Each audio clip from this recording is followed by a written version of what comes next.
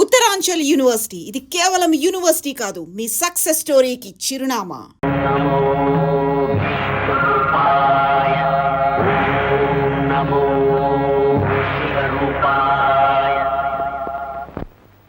బాబు, ఆ దేవుడిలో ఎవరున్నారో ఏముందో మనకు తెలిసి సావదు, కానీ రూపాయలో మాత్రం దేవుడు కాపురం ఉన్నాడు. దేవుడు గుడి అంటే రూపాయే. ఆ రూపాయిని కనుక మనం జేబులో వేసుకున్నాం అనుకోండి, దేవుణ్ణి మనం జేబులో వేసుకున్నట్టే. కానీ రూపాయికి మాయరోగం ఉంది. అది కట్టుకున్న పేళ్ళం వల్లే కట్టిన చోట పడి ఉండదు. లేవ తీసుకొచ్చిన దానివల్లే ఛాన్స్ దొరికితే ఇంకోటితో లేచిపోతుంది.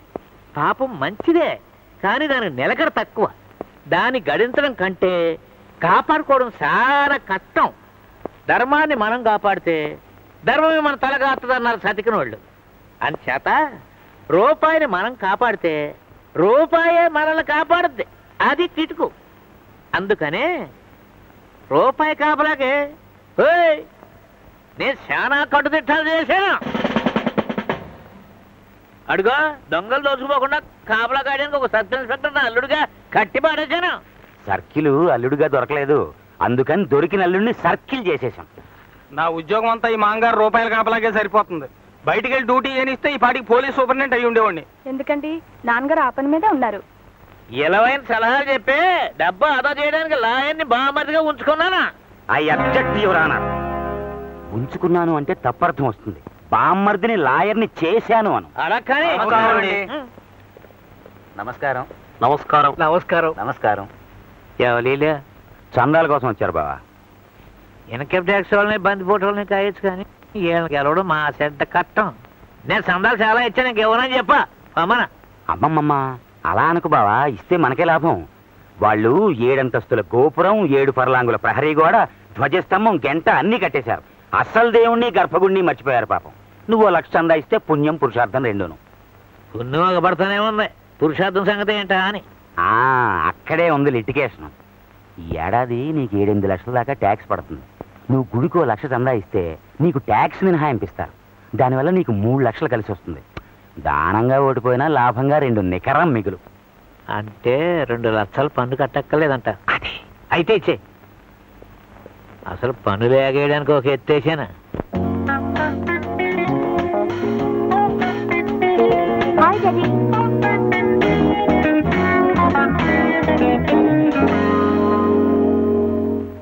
మా చిన్నమ్మాయిని ఇచ్చి ఒక ఇన్కమ్ ట్యాక్స్ ఆఫీసర్ అల్లుడుగా చేసుకుంటాను. లేదా అల్లుడినే ఇన్కమ్ ట్యాక్స్ ఆఫీసర్ని చేస్తాం.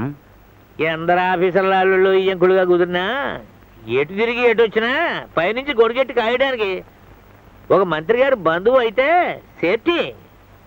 ఇదిగో మన చేతిలో బ్రహ్మాస్త్రం. మా అబ్బాయి శివరాం డాక్టర్.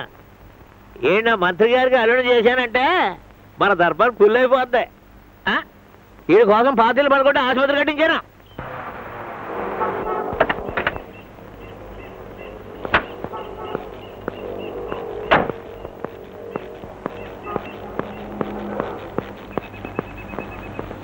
ఏరా కృష్ణ, రారా. అది సరే గాని నీ కొడుకు కోసం ఆసుపత్రి కట్టి నన్ను ఇక్కడ కట్టి పడేస్తావా? నీకేదేమైనా బాగుందా? ఇదిగో వచ్చేసాం కదరా. కుర్రోడు ధైర్యం పుచ్చుకోవాలా, మంచిలో చూసుకోవాలా. అయినా కాబోయే మంత్రి గారి అల్లుడు ధర్మాసుపత్రిలో కూర్చుని దేశసేవ చేయడానికి అడిగి తీరుకుంటాదేంటి? అయినా పెళ్ళయ్యేదాకానే కదా. రే, ఆ కత్తి కటార్లు పటకార్లు ఇచ్చి లోనకి తీసుకెళ్ళి పని ఆరంభించు. రే, ఆపరేషన్ కాదు, జాగ్రత్త. ఎళ్ళు గిళ్ళు కోసుకునేవు. పద బాబు. రే, ఆ ఆపరేషన్ అంతా ఇయ్యాలే చేసి మారేమోగా. ద్వితీయకరం కాకుండా రేపటి కాస్త అట్టే పెట్టుకో అన్నట్టు. రే, కోసేటప్పుడు పక్కన చుట్టాల మాట అనుకుండగా అది కుడి చెయ్యో ఎడ చెయ్యో రోగిని స్వయంగా అడిగి తెలుసుకుని మరీ కొయ్యి. ఒకదానికొకటి అయితే కేసులు అవుతాయి. రే, అసలు సంగతి మర్చిపోయాను.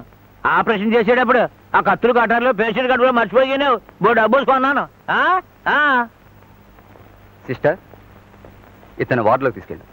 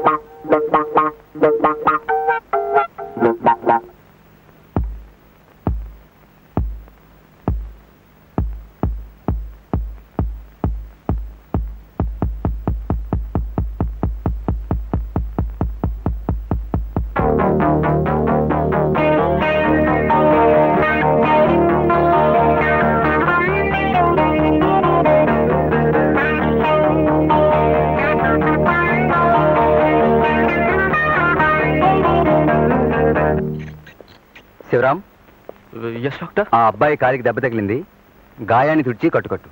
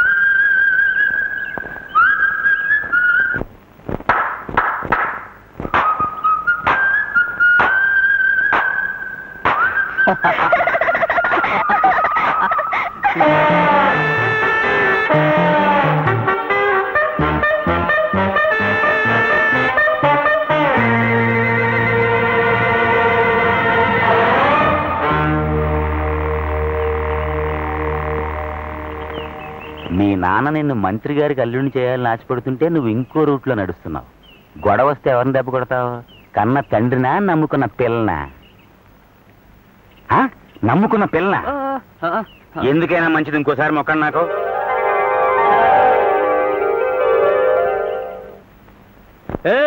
సర్కిలా అలా గోళ్ళు గిల్లుకుంటా కూకోపోతే అలా మిల్లు దగ్గరకో తోటకాడికో వెళ్ళి ఆ పనులకు అదమాయించి ఆ సమ్మెలు గిమ్మెలు ఆపరాదు. మీ రామరాజ్యంలో సమ్మె చేసే దమ్ములు ఎవడుకున్నాయి? ఆటికి కరువు వచ్చింది. సమ్మెలు కరువు అదే నువ్వే కట్టించి ఎరగొట్టించు. ప్రాక్టీస్ అవుతుంది కదా.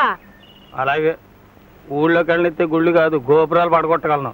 ఇలా సెలవు మీ సెలవు పెట్టించి ఇంట్లో కట్టి పడేస్తే అలా కోపం చేసుకో మొగాలుడు. ఈ పాలి సెలవులు అయ్యేలాగా నీ కుర్చీ మార్పించి ఎస్పీఓ డిఎస్పీఓ ఐజీపీఓ నేను చేయించేస్తా కదా.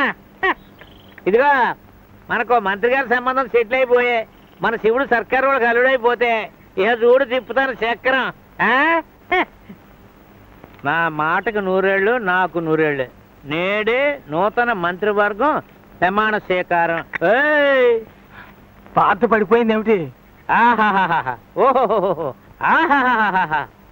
పేర్లకు మంత్రులే తప్ప ప్రతిోడి రాసటీవి రాసపోగరా. చూడు పేసులు పెట్రోమాసలేట్లేగా ఎరిగిపోతున్నాయి. ఏళ్లలో శివుడికి మామగారు నాకు ఇయ్యంకుడు ఏ మంత్రి అవుతాడో కందా. అదేమిటి నాన్న, అన్నయ్యని మంత్రికి ఇచ్చి పెళ్లి చేస్తావా? అంతే కదమ్మా, అన్నయ్యకి ఏ మంత్రి మామగారు అయితే బాగుంటుందో చూచెప్పు చెప్పరా చెప్పు. ఏ శివోయ్ రా దా రా దా దా ఇదిగా నీకు నచ్చిన మామగారు మీద ఏలెట్టు ఎట్రా ఏలే. చెప్పయా పిరికి పెళ్లి కొడక, మీ నాన్న కొత్త మంత్రులు సెలక్షన్ చేస్తున్నాడు. నువ్వు లవ్ చేసి మనసిచ్చిన మంత్రి గారి పేరు చెప్పు. ఎలాగా ఈడు కూడా ఒక మంత్రి గారిని ప్రేమించాడంటే ఎవరైనా కూలిపోయి కుర్చీ దిగేసిన బాబుతో కాదు కదా. చీ కొత్త మంత్రి, కుర్చీ ఎక్కబోయే మంత్రి. అబ్బా ఏమిటి గోలా? మంత్రి గారిని ప్రేమించడం ఏమిటి? చెప్పు శివా. మంత్రి అంటే మంత్రి కాదమ్మా, మంత్రి గారి ప్రాణం, ఏకైక డాటర్. అమ్మయ్యో నిజమే, నా బాబే నా బంగారమే, మంత్రి కూతురుది నా బాబే. అన్నయ్య పొద్దున్నే చూపించు. ఎలా ఉంటుంది? ఏం చదువుతోంది? చీరలా ఫ్రాక్లా, కుంకుమ లిప్స్టిక్, ఆకుజోళ్ళ హై హిల్సా? అది కాదను, అమ్మాయి చెప్పరా శివ, ప్రేమని ఈ సైడ్ నుంచేనా అటు నుంచి కూడానా? నా బాబే నా బంగారమే నా దేవుడే. అరే అలసిపెందుకు వెళ్ళి తంబం వేసుకొచ్చేద్దారి. అలా కాదు బావా, మన శివుడిలాగే ఆ పిల్లకు కూడా తండ్రి భయం.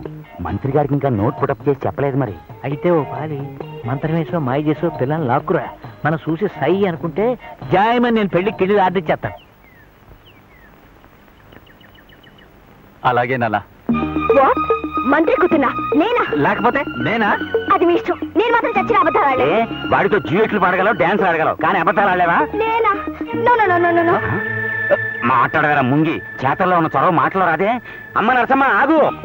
అమ్మ నరసమ్మ, 1000 అబద్ధాలాడైనా ఒక పెళ్లి చేయమన్నారు. నే 1000 పెళ్లిల కోసమైనా ఒక అబద్ధం ఆడడం చేత కాదు. అంతేనా? అంతే. ఒరే శివారా, ఆ మంత్రి గారి అమ్మాయికే మాట ఇచ్చేద్దాం. శివ, నా గొంతుకొస్తావా? నేను ఎండ్రని మింగి చచ్చిపోతాను. సుసి ఎంట్రీ నొత్తు. శివ, మరి అబద్ధం ఆడతావా? నే మంత్రి గారు అమ్మాయి అంటే నమ్మరండి. నన్ను హాస్పిటల్లో చూసుంటారుగా. ఓ అదా నీ భయం. చూడు, మన హాస్పిటల్ అన్నా మనం అన్నా ప్రజలకి టెర్రర్, మా నాన్నకి ఠార్. ఎవ్వడు రాడు రాబాడు, నీకు ఆ భయం ఏమక్కర్లేదు. పద. అమ్మలే రాను. అదిగో వచ్చేసింది. ఏంట్రా శివ, అమ్మాయికి సర్కారు వాళ్ళ కార్లో తీసుకురాకపోయావా? మన కార్లు ఇరుగ్గా. అమ్మో, మంత్రి గారు చాలా రూల్స్ మనిషి. ఇంటి జనాలకి సర్కారులు ఎవరో. వీరే మా నాన్నగారు. అబ్బెబ్బెబ్బే, ఆయన కాళ్ళకి మొక్కద్దు, ఆయనకి ఇలాంటివి నచ్చవు. అబ్బో ఏ మర్యాద, ఏం వందనం. మంత్రి గారి ట్రైనింగా మాజాకానా? నీకు నచ్చోడు కట్టుకుని కంపెనీ పిల్లలతో మా ఇంటిని కలకల్లా ఆడించాలే. ఇదిగో మా పెద్దమ్మాయి కనకం, అల్లుడేమో సర్కిల్. సర్కిల్ అంటే మీ నాన్నగారు ప్రమోషన్ ఆర్డర్ వేసి ఐజీపీ చేసేదాకానా? ఈ అమ్మాయి గారిని ఎక్కడో చూసినట్టు గుర్తు. అదే మినిస్టర్ గారి మీటింగ్ కి ఏ బందోబస్తుగా వెళ్ళినప్పుడు. అంతే కదా. రామా రా కుడికాలెట్టు రా. ఓ సారీ మంత్రి కుమారి, ఈవిడ మా ఇంటి రాజకుమారి అనురాధ. హాయ్. హలో. ఇది నా క్లాస్మేట్ తారా. హలో. హాయ్. రామా రా కూకో. అన్నట్టు మీ నాన్నగారు ఏ శాఖ మంత్రి అన్నావు? అది అదిగో బావ, నీకేమన్నా మతిపోయిందా? ఆడపిల్లకి ఏం తెలుస్తాయి రాజకీయాలు? నీ రాబడి ఖర్చు ఏంటో నీ కొడుకు తెలుసా? కొన్ని కూతురికి తెలుసా? రైట్ సరే అమ్మా. ముఖ్యమంత్రికి వీళ్ళ నాన్నగారి మాట అంటే హైకమాండ్. ఆ శాఖ ఈ శాఖ అన్న క్వశ్చన్ లేదు, అన్ని శాఖలు ఆయనవే. అబ్బా, అయినా నన్ను అడిగితే పోలీస్ శాఖ మంచిది కాదు. నన్ను అడిగితే ఫైనాన్స్. నన్ను అడిగితే నిన్ను అడిగితే చీరలో నగలో శాఖ. సార్ వస్తానండి. అరేదే, కోడలికి చెమటోసి ఉడకబెట్టేస్తున్నట్టుగా ఉంది. ఎదవగాలి ఎదవేంటలో ఎన్ని ఫ్యాన్లలో ఒక ఏసీకి షార్టర్ అవగదా? అమ్మా అరువా, మీ వదిన తీసుకెళ్ళి ఏసీ రూమ్ లో కూకోబెట్టు. అబ్బే వెళ్తానండి, డ్యూటీకి టైం అయింది. డ్యూటీయా?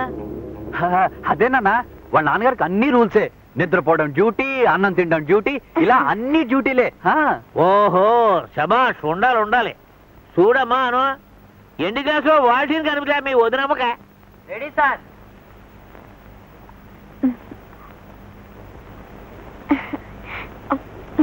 మరి మీకు కూకమ్మా కూకో, కూకమ్మా కూకో.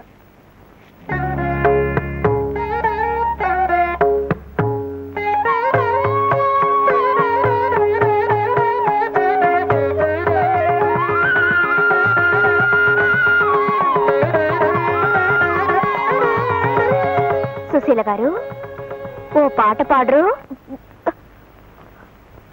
అమ్మో, ఇప్పుడా? అంటే వచ్చన్నమాట, పాడాలి. టైం అయింది, వెళ్ళాలండి. పాట పాడందే వెళ్ళనివ్వు, గెరవ్ చేస్తాం, సత్యాగ్రహం చేస్తాం. కాదు, అరెస్ట్ చేస్తాం. పాడాలి, అవును, పాడాలి. పాడ ఆ బాధ పోయింద్ర ఆలో పెట్టించు.